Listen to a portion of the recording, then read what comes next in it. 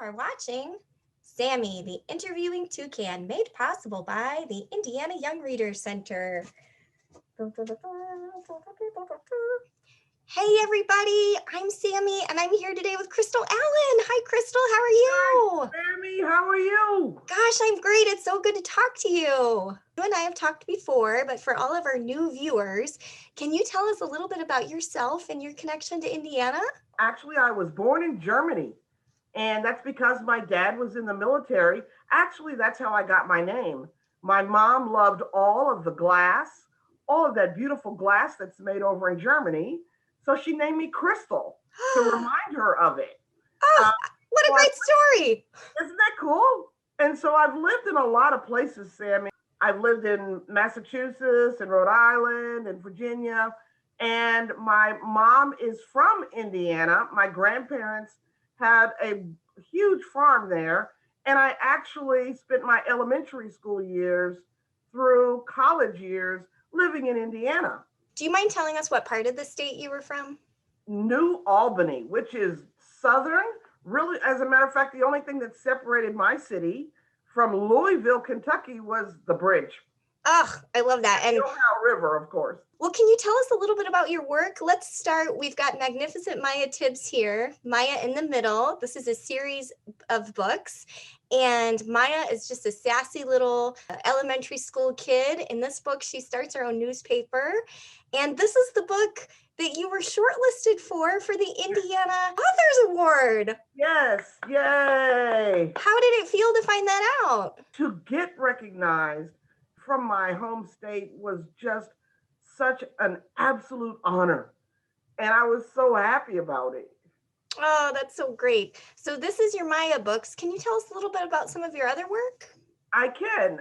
My very first book is called How Lamar's Bad Prank Won a Bubba-sized Trophy.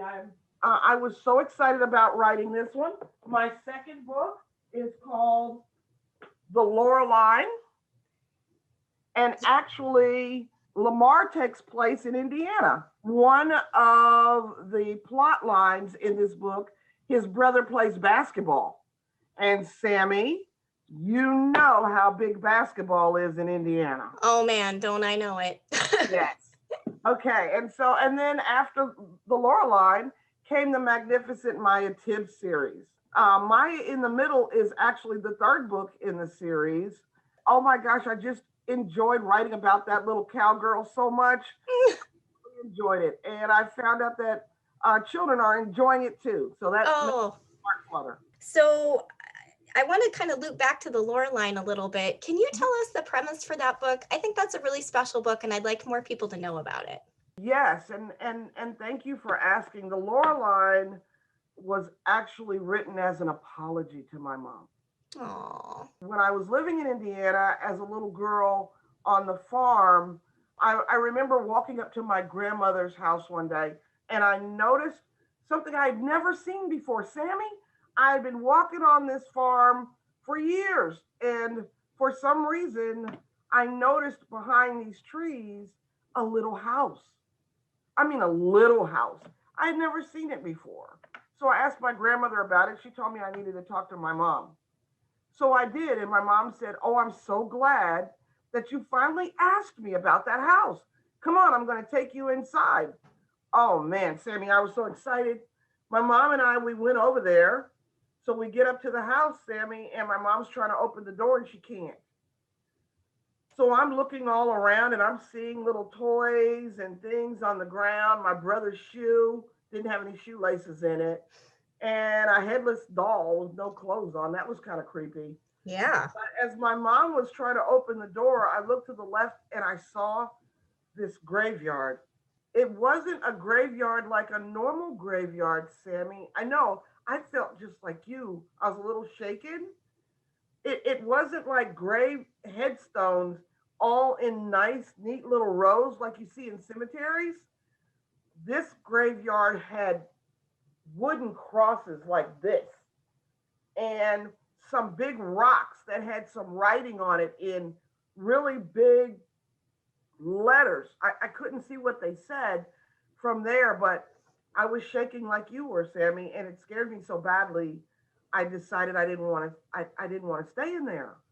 And so I left, and my mom's like, wait, don't leave. I've almost got the door open. And I told my mom, I don't think I want to know what's in there. Because in my mind, the ghosts from that cemetery were inside that house and they were holding that door closed so my mom couldn't get in. I was about 10 or 11 years old. That's where my mind took me. So I thought, I don't want to see these ghosts. I don't want to be a part of this. I'm leaving. And I never went in that house, Sammy. I got older. I had children. My aunt called me and said, Chris, your grandmother sold the farm. And I was like, what? She sold it to the city and they've decided to create a freeway, a feeder that leads up to the freeway with that property. And I'm like, but what about my mom's little house? They said that was the first thing that they mowed down. Oh, They tore it down. And so it hurt me so bad, Sammy, because I knew that my mom wanted me to see things of my history, things in that house where she raised my brothers and sisters. And I'm sure there were probably some little things still left in there. And I did not go inside and I felt so bad. So I thought if I ever got the chance, I would pay homage to that house and what my mom did. And out of that came the Loreline. I wrote this story to show honor to the women in my family, especially my mom. My mom was able to read it before she passed away, and that made me mm.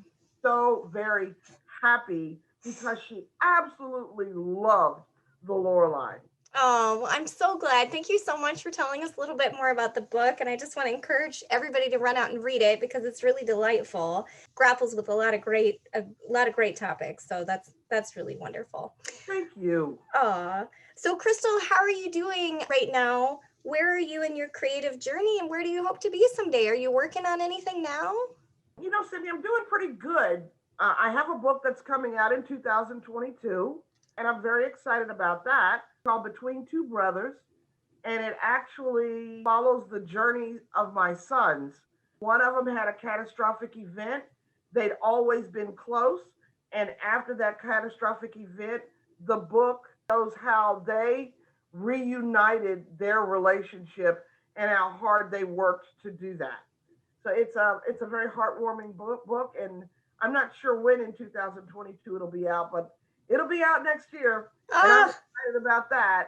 well, Crystal, I always ask my authors to do a little show and tell. Do you have a little show and tell for us today? I do, and this is really precious to me. Before I got published, I was doing the best I could, Sammy. I was writing, going to conferences, going to workshops, doing everything that I could to hone my craft and to make myself a better writer so that I could get published.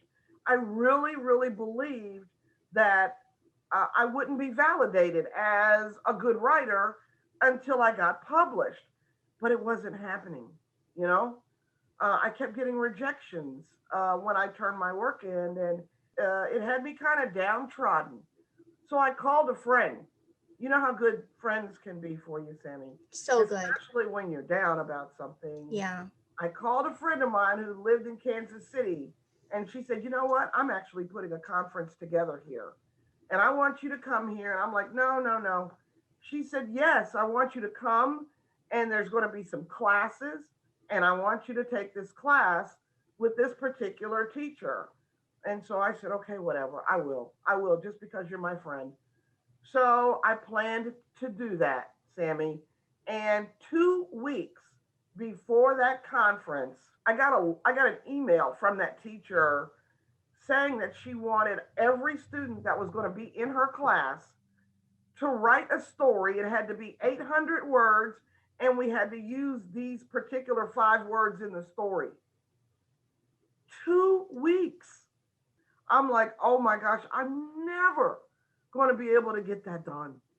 And so it just made me feel worse. And sometimes when I'm writing, what I'll do, I know, sometimes when I'm writing, I'll write in rhyme just to do something for myself, make myself laugh.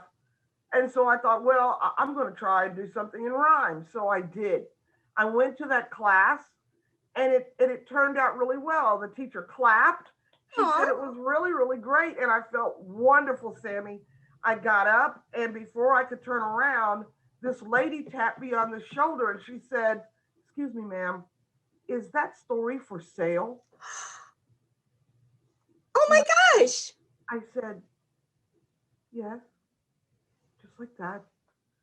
She said, "Well, I'm from Scholastic and I came in here to listen to the stories and I absolutely loved your poem and I'd like to buy it. Can we talk a deal? Do you have an agent? What's going on?" And so I was like, "No, I don't." She said, "Well, let's get together next week." She told me that the story was going to be for the National Urban League. They were going to put it on the internet for all of the after school programs across the country so that this story could be read to the kindergartners and the first graders. So I was just, even though it wasn't going to be in hard copy, just to know that my work was going to be listened to by children, I was just floored. And on top of that, Sammy, it was my homework. So Ah, the very first thing I ever sold was my homework. And so what I did, I actually put that story in a form like this. It was called A Purple Hat for Mom. It's the very first thing that I ever sold. And I hold on to it to remind myself when I get down that anything and everything is possible. Don't ever give up. Just keep working at it. oh, Crystal, that is such a perfect story, and what a wonderful thing to share. You bet, Sammy. No problem. Thanks for letting me share it. I've been wanting to share it and you gave me the perfect opportunity. Oh, well, that's so wonderful. Well, Crystal, this has been such a delight. I want to thank you so much for the interview, and I hope we get to talk again soon. I do too, Sammy. Thank you so much. This has been a wonderful way. Have my day. Oh, great. Well, this is your favorite Hoosier Toucan encouraging you to read local. So long, everyone.